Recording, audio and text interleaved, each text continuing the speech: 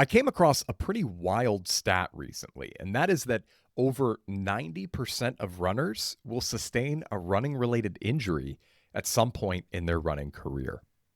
Think about that. If you run long enough, it's not a question of whether you'll get injured, it's when. And on an annual level, depending on which study you look at, anywhere from 1/3 to 3/4 of recreational runners will experience an injury this year. Most of these studies cluster around 40 to 50%, so you're basically looking at a coin flip. The question is, does it have to be that way? Are running injuries just inevitable, the price we pay for the sport we love? Or is there something fundamentally wrong with how most people are training? I believe the answer is the second one. And in this episode, I'm going to show you exactly what's going wrong and how we can fix it.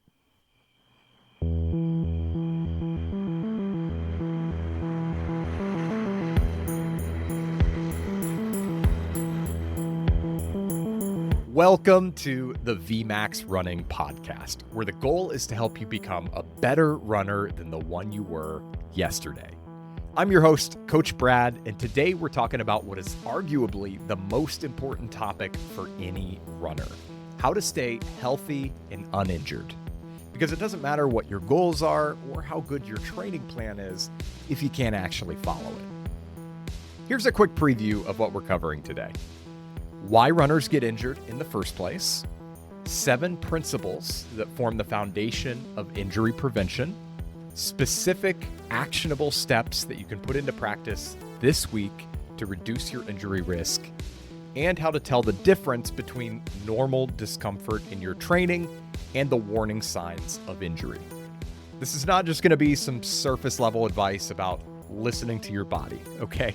I want to go deeper and give you some concrete, practical guidance that you can actually use. Because as we'll see, staying healthy is not about luck. You shouldn't be flipping a coin to see if you'll get injured this year. It's about making smart training decisions on a consistent basis.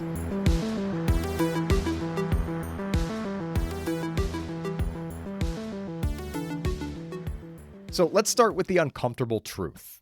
Running has an injury problem. That is undeniable. As I mentioned at the top, different studies show slightly different numbers, but we're talking about anywhere from 1/3 to more than 3/4 of runners getting injured every single year. And if you know a lot of runners in your life, this is not necessarily surprising. It does seem like somebody's always injured, right? But really, those are staggering numbers, and we've somehow come to accept it as normal. So what's going on here? When researchers study running injuries, there are 3 main causes that show up over and over. First, doing too much too soon. This is the number one cause of running injuries, and it's not even close.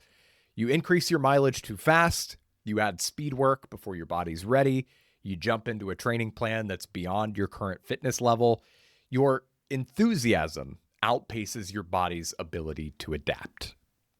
Second, doing too much too often.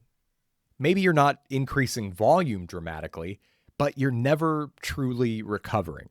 You're running hard every day, you're not taking rest days, you're piling stress on top of stress without giving your body time to adapt and rebuild. Third, ignoring the warning signs. You feel a twinge, then the twinge becomes an ache, the ache becomes a pain, but you keep running at the same volume and the same intensity because you have a race coming up, or you don't want to lose fitness, or you're worried that 1 or 2 missed runs are going to derail everything. So you push through right into an injury. There is some good news. Most of these injuries are not caused by bad biomechanics or genetics or anything like that. Those can be contributing factors, of course, but at the end of the day, most injuries are training errors. In other words, they're preventable. If you follow smart training principles, you can dramatically reduce your injury risk. You don't have to become a statistic. Now, a quick note about what this episode isn't. I'm not going to diagnose specific injuries or tell you how to treat them. If you're currently injured, the best thing you can do is see a professional, see a physical therapist, or see a doctor who has experience working with endurance athletes. What I am going to do is share some key principles that prevent injuries from happening in the first place. Think of this as the foundation. We've got 7 principles to cover here, and if you get these things right, you'll be able to avoid the majority of common running injuries. The first principle is to increase your weekly mileage intelligently. Remember that idea of too much too soon. You never want to add too much mileage from one week to the next. This is super common, and one of the reasons that we tend to do that is because the cardiovascular system adapts to your training a lot faster than the musculoskeletal system. So within a few days to weeks at a certain volume, your heart and lungs can handle it just fine. So it feels like you're ready for more. But your bones, tendons, ligaments, connective tissue, these tend to adapt a lot more slowly and gradually, not on a scale of a few days. So again, you may increase your mileage pretty substantially and think it's fine because your breathing's under control, you're not redlining on your heart rate, but what you may not be able to feel yet is that you're putting way too much stress on the actual physical structure of your body. And that's when you start to get stress fractures, tendonitis, and all those other overuse injuries that can totally derail your training. So how much can you safely increase your mileage from week to week? I'll give you a simplified version, and then I'll give you a more in-depth formula. So if you've spent any time consuming running content on the internet, you may have heard of the 10% rule. Basically, this means you can increase your weekly mileage by a maximum of 10% from one week to the next. So for example, if you ran 20 miles this week, you can run up to 22 miles next week. This is pretty common advice, but it is sort of back of the napkin math, and it's not really supported by any scientific evidence. Thinking in terms of 10% isn't necessarily harmful, but it is a bit of an oversimplification, and in many cases, it may be more conservative than necessary. Some research shows that novice runners can increase their mileage by up to 20 to 25% week over week without extra injury risk. But big jumps exceeding 30 to 50% are linked to higher risk of injury. A better way to increase your mileage while minimizing that injury risk is what we call the acute to chronic workload ratio. I'll give you a quick overview of the math, and then I'll tell you about a tool you can use to run the numbers for yourself really easily. So again, this is called the acute to chronic workload ratio. Your acute load is the mileage you're running this week. Your chronic load is the average mileage you've run over the past 4 weeks. A ratio between 0.8 and 1.3 is considered low risk. A ratio above 1.5 increases your risk of injury significantly. So I'll give you an example of the math. You want to take your previous 4 weeks of training and calculate the average weekly mileage. So you'll add up all the miles you ran over those 4 weeks and then divide by 4 to get the average. And let's say that comes out to an average of 20 miles per week. So 20 miles is your chronic load. Now let's say you're planning to run 24 miles this week. So 24 miles would be your acute load. And you want to determine whether that's a safe progression. So what you'll do is divide your acute load by your chronic load. So 24 divided by 20. That comes out to 1.2, which falls perfectly within that safe range of 0.8 to 1.3. I know I'm kind of throwing numbers at you right now, but I actually created a free tool that'll do this entire calculation for you. Just go to vmax.run/ratio. I'll also put that link in the show notes. And once you're there, enter the mileage of your last 4 weeks of training, and you'll see a range of exactly how much mileage you can safely do this week. If you then enter how many miles you're actually running this week, it'll show you what your acute to chronic workload ratio is, and you can see visually where you fall on that spectrum in terms of injury risk and adaptation. So again, if you want to check that tool out, you'll find it at vmax.run/ratio. Again, the main point here is that you're increasing mileage gradually and giving your body time to adapt. The second principle is to make easy days actually easy. We talked about this in depth in the 80-20 episode. If you haven't heard that, give it a listen. But this is so important for injury prevention. When you run your easy days too hard, you're not just limiting your performance gains, you're physically breaking down your body. A lot of runners spend a huge portion of their training running at moderate intensity. This is what we call the gray zone, which is harder than an easy run, but easier than a hard workout. It's like this unproductive no man's land. When you run at moderate intensity all the time, you're constantly in a state of incomplete recovery. And that accumulated stress leads to overuse injuries. Think about it this way. Your body can only handle a certain amount of stress before tissues start breaking down. If you're running hard 6 days a week, you're constantly at or near that threshold. There's no margin for error. But if you're running easy most days and saving your hard efforts for your workout days once or twice a week, you're operating well below that threshold. You're building resilience instead of breaking down tissue. This is why elite runners who are logging 80, 90, 100 plus miles a week can stay relatively injury-free, while recreational runners at 30 miles a week are constantly hurt. The elites are running most of their miles easy, about 80% of their training. The recreational runner is running all 30 miles at moderate intensity. So the principle is this: if a run is scheduled as easy, it needs to be genuinely, truly, conversationally easy. Not easier than tempo pace, but easy, actually easy. By doing this, you're going to reduce your injury risk by a lot. The third principle on our list is to strength train like it's part of your training, because it is. Most runners treat strength training like it's an optional extra, something they'll do if they have time or when they get around to it. But here's the reality. If you're not strength training, you're setting yourself up for injury. Running is repetitive impact. It's the exact same movement thousands of times per run. If you have any muscular imbalances, any weaknesses, instabilities, inevitably that repetitive impact is going to find them and exploit them. You can correct these things with strength training. Here's what happens when you strength train consistently. Number one, your connective tissue gets stronger. Just like your muscles, your tendons and ligaments adapt to resistance training. They become more resilient, more capable of handling load, more powerful, and this directly reduces your risk of tendon injuries.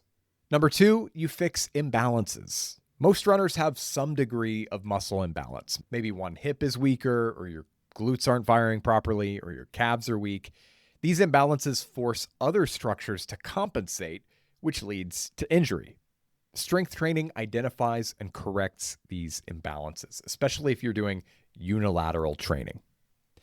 Number three, you improve running economy. Stronger muscles are more efficient. When you're stronger, you can run the same pace with less effort, less fatigue, less breakdown. And number four, you improve bone density. This is huge. Weight-bearing exercise stimulates bone growth. When you have stronger bones, you have a much lower risk of stress fractures. When it comes to strength training for the purposes of running, you really don't have to go crazy. You don't need to be training like a bodybuilder. What I'd like to see is 2 to 3 strength sessions per week, about 20 to 30 minutes per session. Again, the goal is not to get huge, it's to get stronger and stay healthy. Now, some key things to focus on as a runner. You want to be training your glutes and hips, your core, your calves. I'd like to see you doing unilateral single leg exercises, things like lunges, step ups, single leg squats. You want to emphasize exercises that mimic and complement the specific demands of running. We're talking about single leg stability, hip strength, core control. Now, does that mean you can't do any upper body work? Of course not. You do want to be well-rounded, but make sure you're building your routine around those key muscle groups that directly support your running, and make sure you're hitting them at least once a week.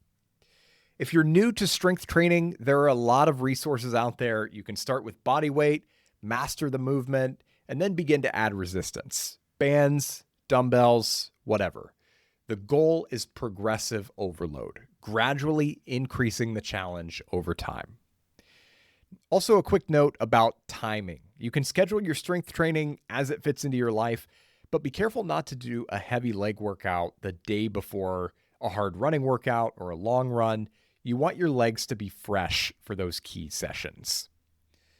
Bottom line here, when it comes to injury prevention, strength training is not optional. It is foundational. Principle number 4 is this: listen to pain, not just soreness. There's a difference between normal discomfort and warning signs of injury. So let's talk about that. Soreness is normal. It's usually symmetrical. Both legs feel it. It's more general and widespread as opposed to something you can pinpoint to one spot. It tends to be at its worst 24 to 48 hours after a hard workout, and then it gradually improves. And it also usually goes away with movement, like a walk, an easy run, a warm-up. Pain, on the other hand, is a warning sign. It tends to be localized. You can point to exactly where it hurts. It's often on one side only, although it is possible to develop the same injury on both legs. And it gets worse when you run, not better. The main principle here: soreness is okay, pain is not. If you're not sure whether what you're feeling is okay, here are a few questions to ask yourself. Can you point to the exact spot that hurts? Does it hurt during daily activities outside of running? Has it been present for more than a week without improving? Does it change your running form? Are you limping or altering your gait to avoid pain? Is it sharp or stabbing rather than dull or achy? If you answer yes to any of these, you need to take it seriously. This isn't something you just push through. So if you are in that situation, what do you do? Well, unfortunately, you are going to have to stop running. I know you have a race coming up. You don't want to lose fitness. But the truth is, if you stop at the first sign of pain, you might be off for 3 to 5 days. If you try to run through it and make it worse, it might turn into 6 weeks or more. I've seen enough runners make that mistake. It is always best to err on the side of caution. Now, a few days rest may be all you need, but don't wait weeks hoping it'll magically get better. If you're still feeling pain after a few days of rest, I would strongly advise seeing a physical therapist or a doctor. Early intervention can prevent small issues from becoming much bigger problems. And then, once you've recovered, try to identify and address the cause, not just the symptom. Did you increase your mileage too fast? Are you not strength training? Are you running all your easy runs too hard? If we can fix the root cause, we can hopefully avoid ending up in the same situation again. I know taking time off is scary. I hate it. You worry about losing fitness, not meeting your goals, letting your training partners down, letting yourself down. It sucks. But like I said, taking 5 days off for a minor issue is smart. Running through pain and ending up with a 3-month injury is not. Your body is always giving you information. When it tells you to stop, you gotta listen. Principle number 5, prioritize recovery as much as training. You don't get fitter during the run. You get fitter during the recovery from the run. When you run, you break down muscle tissue, deplete your energy stores, and stress your system. The adaptation, the getting stronger part, happens afterward when your body repairs and rebuilds all of that. If you're not recovering properly, you're not adapting. You're just accumulating damage, and that is the direct route to injury. When it comes to recovery, there are 3 non-negotiables. The first is sleep. This is the most important recovery tool you have. Really try to get that solid 7 to 9 hours per night. So much of your body's recovery work happens while you're sleeping. If you're sacrificing sleep to get your runs in, say you're going to bed at 11 and getting up to run at 4:30, you're probably doing more harm than good. Sleep deprivation increases your injury risk significantly. The second non-negotiable is nutrition. You can't out-train a poor diet, and you definitely can't out-recover one. You need adequate calories to fuel your recovery, you need protein to repair your muscle tissue, and you need carbohydrates to replenish your glycogen stores. I see a lot of runners chronically under-eating. Some people try to lose weight when they're in the middle of a training block, and that is just not the time to be restricting your calories. If you're not eating enough, your recovery suffers, and your injury risk skyrockets. The third non-negotiable, rest days. For most runners, you really do need at least one complete rest day per week, maybe 2 or more depending on your training volume and intensity. On rest days, you are not losing fitness. You're giving your body the opportunity to adapt to the training you've already done. So treat your rest days as part of the plan. With all of that said, recovery doesn't always mean doing nothing. Light movement like walking or easy cross-training like cycling, swimming, or yoga can actually enhance recovery by promoting blood flow without adding stress. The key is to keep it light and easy. If you're doing a recovery activity that leaves you tired, it's not recovery, it's just more training. Active recovery should feel restorative, not depleting. As far as other recovery tools, foam rolling, massage, compression boots, ice baths, there's a whole industry of recovery tools out there. Some of them have evidence behind them, some don't. Here's my take. The basics matter most. Sleep, nutrition, rest days. Get those right first. After that, if you have time and money for those other things, great. But don't skip the fundamentals and then try to duct tape everything together with some fancy equipment. A foam rolling session won't fix chronic sleep deprivation. Compression boots won't compensate for running 7 days a week without rest. Focus on the basics.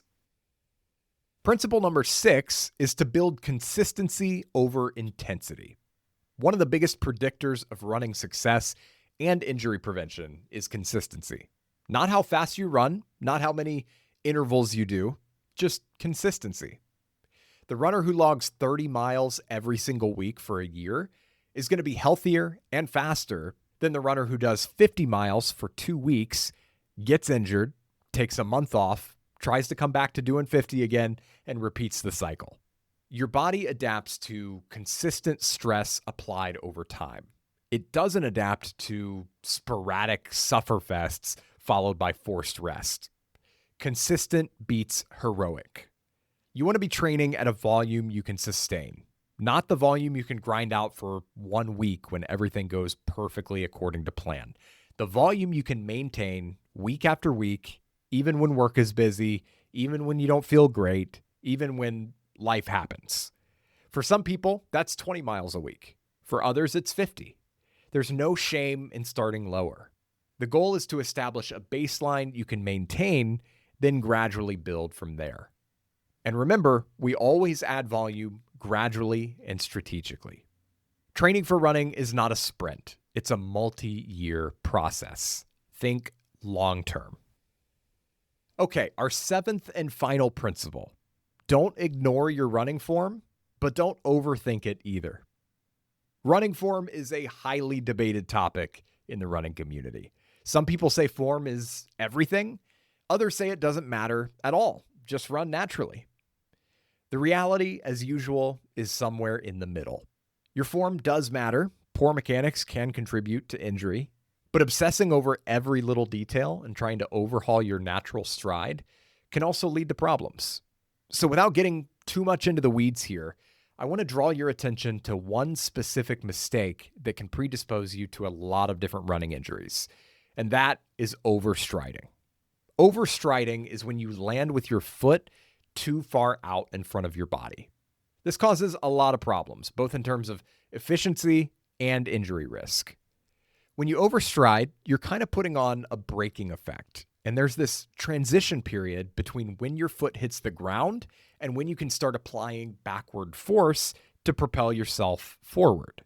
So it's inefficient, but you're also putting a lot of unnecessary stress on your body.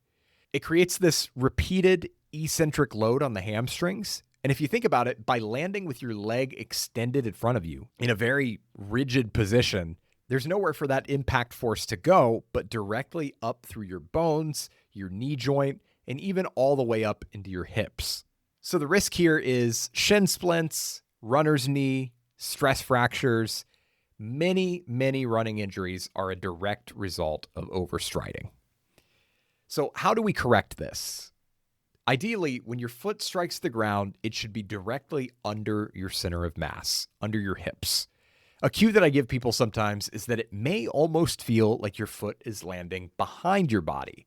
Now, it technically isn't, but this is just kind of a handy cue that can help you correct that foot strike if you have a habit of overstriding.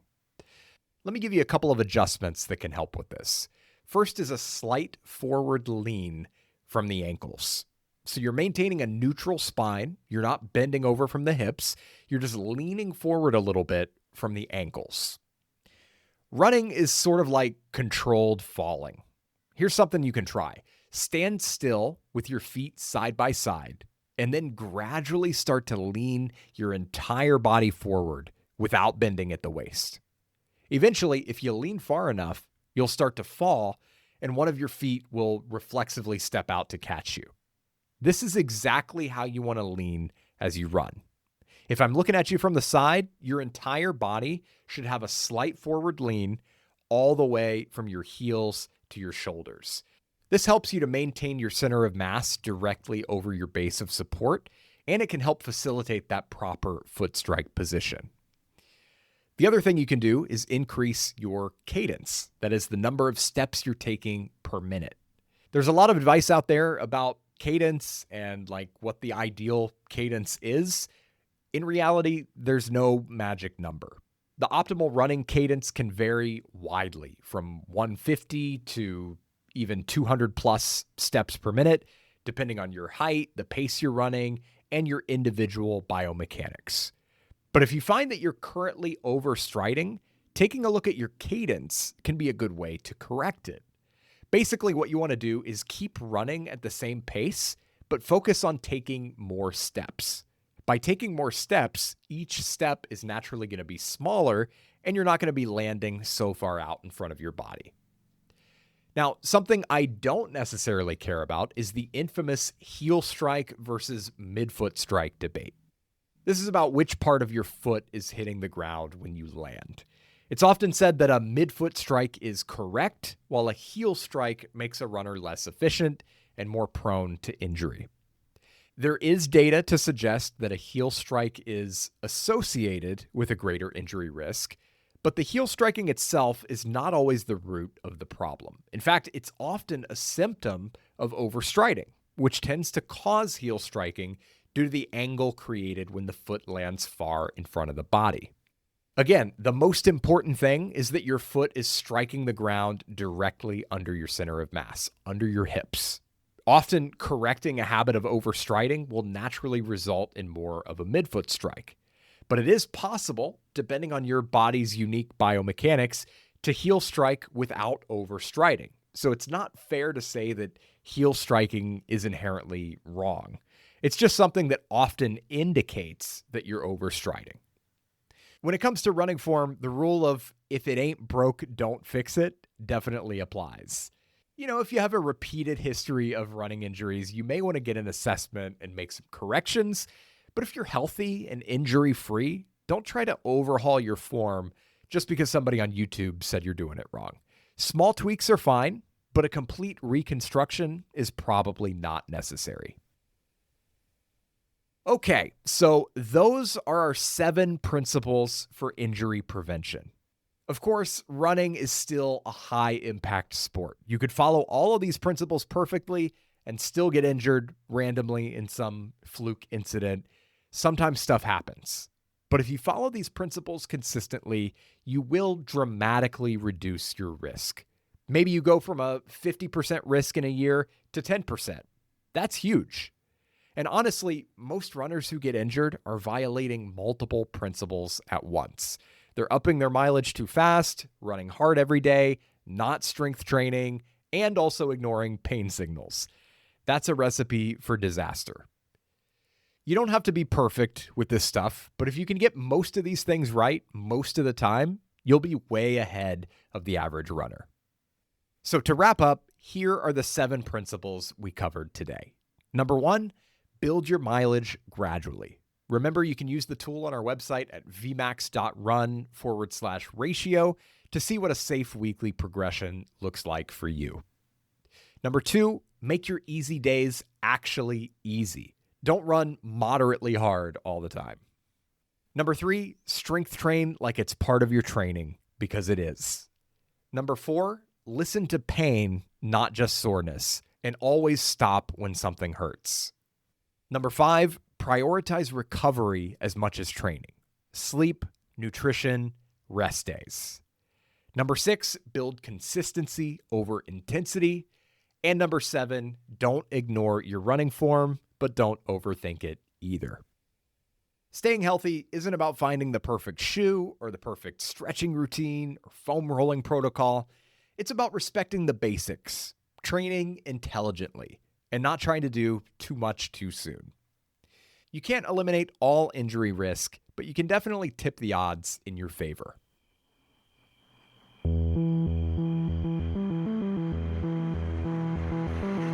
Thank you so much for spending some time with me today on the VMAX Running Podcast. I really hope it's been valuable, and if you did enjoy this episode, I'd love for you to come along for the ride by subscribing. And if you want to support, it would really mean a lot if you could share a nice rating or review on the podcast platform of your choice. Really appreciate you being here, and I look forward to chatting with you again in the next one. Thanks again. Bye-bye.